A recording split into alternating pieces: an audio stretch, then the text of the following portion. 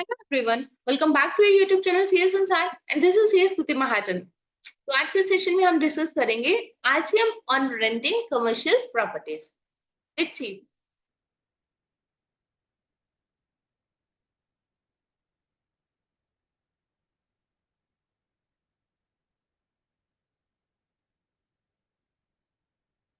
RCM on renting commercial properties.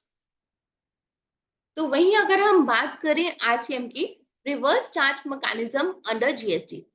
RCM एक ऐसे provision है जीएसटी के अंदर जहां आपको पता है कि जीएसटी के अंदर जीएसटी पे करने की लायबिलिटी किसके ऊपर है? सप्लाई ऑफ गुड्स के ऊपर। बट कुछ सर्विसेज ऐसी हैं जहां पर कि सप्लाई ऑफ सर्विसेज जो है वो जीएसटी पे नहीं करता, तो उसके लिए गवर्नमेंट ने अपने रेवेन्यू को सेव करने के लिए उसकी लायबिलिटी आरसीएम में डाल दी है। आरसीएम मींस जो रिसीवर ऑफ सर्विसेज है वो जीएसटी पे करेंगे उस केस के अंदर। RCM in commercial property rentals. अगर हम पहले की बात करें तो आई थिंक जुलाई 2022 के अंदर हमारे पास एक नोटिफिकेशन आई थी। उसके अंदर क्या था? रेजिडेंशियल ड्वेलिंग को अगर आप अपना यूज करते हैं हाउस प्रॉपर्टी के लिए या फिर अदर देन हाउस प्रॉपर्टी के पर्पज, ठीक है, या तो आप उसे रेजिडेंशियल ड्वेलिंग है, अगर आप उसे रेजिडेंशियल पर्पज के लिए यूज करते हैं या फिर आप उसे अदर देन रेजिडेंशियल ड्वेलिंग के लिए यूज करते हैं, तो उसके अंदर था कि इन केस अगर जो है लैंडलॉर्ड आपका रजिस्टर्ड है और जो सामने वाली पार्टी है, जो टेनेंट है वो रजिस्टर्ड नहीं है, तो आपको लैंडलॉर्ड जो बिल काट के देगा उसके अंदर जीएसटी ऐड ऑन करके देगा। बट इन केस अगर रिवर्सल केस आ जाता है कि लैंडलॉर्ड जो है लैंडलॉर्ड रजिस्टर्ड नहीं है उस केस के अंदर, बट जो टेनेंट है वो रजिस्टर्ड है और जो रेजिडेंशियल ड्वेलिंग की प्रॉपर्टी है वो कमर्शियल पर्पस के लिए यूज की जा रही है, तो उसके ऊपर आरसीएम एप्लीकेबल कर दिया गया है। ठीक है, लेकिन वो बात थी कि रेजिडेंशियल ड्वेलिंग है जो कि कमर्शियल पर्पस के लिए यूज की जा रही है प्रॉपर्टी, तो कई सारी प्रॉपर्टीज के अंदर इस तरह से उसका बेनिफिट उठाया गया। अब नाउ बात करती है RCM in commercial property rentals. अगर आपकी प्रॉपर्टी ही जो रजिस्टर्ड की हुई है एज अ कमर्शियल प्रॉपर्टी है, तो उस केस के अंदर क्या रहे? उस केस में अगर हम बात करते हैं जो लैंडलॉर्ड है, अगर तो वो लैंडलॉर्ड आपका रजिस्टर्ड है, ठीक है, देन तो कोई दिक्कत नहीं है, वो तो एफसीएम के अंदर जाएगा क्योंकि जो लैंडलॉर्ड आपको रेंट का जो बिल रेज करेगा वो उसके अंदर जीएसटी ऐड ऑन करके देगा, और जो टेनेंट उसको पे करेगा वो रेंट प्लस जीएसटी उसको पे करेगा लैंडलॉर्ड को, और जो लैंडलॉर्ड है वो जीएसटी लेके डिपॉजिट करेगा। लेकिन नेक्स्ट सिनारियो हम बात करते हैं जिस केस के अंदर लैंडलॉर्ड जो है वो रजिस्टर्ड नहीं है। कमर्शियल प्रॉपर्टी के केस में हालांकि ऐसा होता नहीं है, लैंडलॉर्ड रजिस्टर्ड रखते हैं, बट इन केस अगर जो लैंडलॉर्ड है हो सकता है कि उसके जो जीएसटी की टर्नओवर वो कम है, तो उसने अपनी जीएसटी के अंदर रजिस्ट्रेशन नहीं ली हुई है क्योंकि उसके पास कोई अदर इनकम नहीं है। तो उस केस में क्या है कि अगर लैंडलॉर्ड रजिस्टर्ड नहीं है बट जो टेनेंट है वो रजिस्टर्ड है, ठीक है, तो जो रिसीवर ऑफ सर्विसेज है, टेनेंट मींस जो रिसीवर ऑफ सर्विसेज है वो रजिस्टर्ड है, तो उस केस में वो क्या करेगा?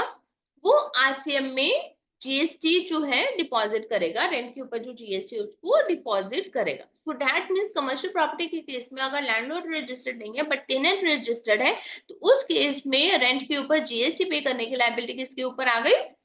टेनेंट के ऊपर, एफसीएम।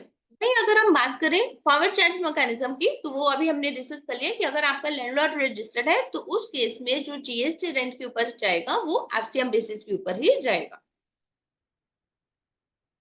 हाउ इट वर्क्स, ठीक है, अगर हम एफसीएम की बात करें तो एफसीएम के केस में क्या होगा, जैसे कि अभी पहले भी मैंने आपके साथ डिस्कस किया, लेट अस सपोज कि लैंडलॉर्ड जो है वो रजिस्टर्ड है under GST, landlord invoice raise करेगा प्लस जीएसटी वाला, ठीक है, उसका जो रेंट रहेगा प्लस उसके अंदर जीएसटी लगा के इनवॉइस रेज करेगा अपने टेनेंट को, टेनेंट उसको रेंट प्लस जीएसटी पे करेगा लैंडलॉर्ड को, लैंडलॉर्ड रिसीव करने के बाद जीएसटी डिपॉजिट करेगा गवर्नमेंट को, उसी तरह से उसकी जैसे रिटर्न्स आती है जीएसटी 1 जीएसटी 3B में, वो अपने रेंटल की जो जीएसटी या जो भी बनता होगा उसकी पेमेंट करेगा। तो टेनेंट को जीएसटी सिर्फ लैंडलॉर्ड को पे करना है, टेनेंट को जीएसटी का और कोई बर्डन नहीं लेना उस केस के अंदर। लेकिन वहीं अगर हम बात करें आरसीएम की, ठीक है, अगर आपका लैंडलॉर्ड रजिस्टर्ड नहीं है बट गवर्नमेंट को क्या लगा कि ये कमर्शियल प्रॉपर्टी है, इस प्रॉपर्टी के रेंट से अगर ये प्रॉपर्टी रेंट के ऊपर चढ़ाई गई है तो इससे मेरे को जीएसटी आना चाहिए। अगर तो लैंडलॉर्ड रजिस्टर्ड है तो गवर्नमेंट को जीएसटी मिल रहा है, लेकिन अगर लैंडलॉर्ड रजिस्टर्ड नहीं है तो गवर्नमेंट को लगा कि मेरा जो जीएसटी का वो नुकसान हो रहा है, तो गवर्नमेंट ने क्या किया उस केस में जीएसटी का जो बर्डन था वो टेनेंट के ऊपर डाल दिया कि अगर टेनेंट रजिस्टर्ड है तो जीएसटी टेनेंट पे करेगा अंडर आरसीएम। अब इस सिनारियो को समझो, ठीक है। फर्स्ट केस हम पहले डिस्कस करते हैं, जिस केस में दोनों ही रजिस्टर्ड नहीं है, लैंडलॉर्ड और टेनेंट दोनों ही रजिस्टर्ड नहीं है, तो उस केस के अंदर तो जीएसटी की लायबिलिटी बनेगी ही नहीं। सेकेंड केस, लैंडलॉर्ड और टेनेंट दोनों रजिस्टर्ड है, ठीक है। अगर दोनों रजिस्टर्ड है तो वो एफसीएम केस ही बनेगा, क्योंकि जो लैंडलॉर्ड आपको बिल रेज करेगा वो प्लस जीएसटी का करेगा, तो टेनेंट को जीएसटी पे करना है लैंडलॉर्ड।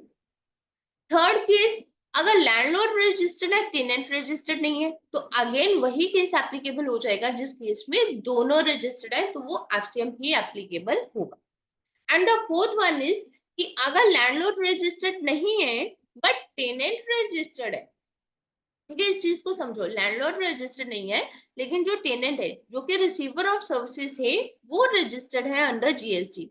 उस केस में उस जो टेनेंट है वो जीएसटी डिपॉजिट करेगा गवर्नमेंट को अंडर आरसीएम।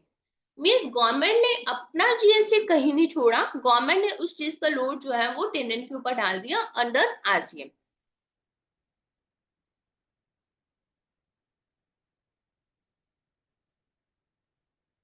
ठीक है। तो ये चेंज आई थी, ये जो बजट अभी आया था तो इसके अंदर इन्होंने ये वाली चेंज दी थी कि अगर कमर्शियल प्रॉपर्टी के ऊपर कोई भी आपको रेंट आ रहा है, तो अगर तो इसके अंदर आपको क्लियरली इतनी सी चीज का ध्यान रखना, अगर तो लैंडलॉर्ड रजिस्टर्ड है तो वो एफसीएम के अंदर रेंट जो है उसके ऊपर जीएसटी डिपॉजिट करेगा। लेकिन अगर लैंडलॉर्ड रजिस्टर्ड नहीं है तो उस केस में टेनेंट जो है वो अंडर आरसीएम जीएसटी पे करेगा, अगर टेनेंट रजिस्टर्ड है, ठीक है। तो गवर्नमेंट ने अपना जो जीएसटी था वो कहीं ना कहीं से घुमा के एफसीएम से खत्म करके उसको आरसीएम के अंदर ले लिया। So this is all for the day. तो इस चीज को आपको भी बड़े ध्यान से रखना है कि अगर कोई कमर्शियल प्रॉपर्टी को रेंट आउट की गई है, लेकिन आप या तो लैंडलॉर्ड है या फिर अगर आप टेनेंट है उस केस के अंदर, तो क्या प्रोविजंस आपके ऊपर एप्लीकेबल होने जा रही है इस चेंज की वजह से। अगर आपके ऊपर भी कोई इस तरह से, अगर आप टेनेंट है और कमर्शियल प्रॉपर्टी कोई आपने हायर की हुई है, तो उसके ऊपर अगर आपका लैंडलॉर्ड रजिस्टर्ड नहीं है तो जीएसटी पे करने की लायबिलिटी टेनेंट के ऊपर है अंडर आरसीएम, तो आपको वो लायबिलिटी जो है वो पे करनी है। इसके अभी हालांकि नोटिफिकेशन की जो डेट है वो अभी नहीं है ये, बट मोस्ट प्रोबेबली ये द 1 अक्टूबर 2024 से एप्लीकेबल होने जा रहा है। So this is all for the day. Thank you for watching this video. Thank you.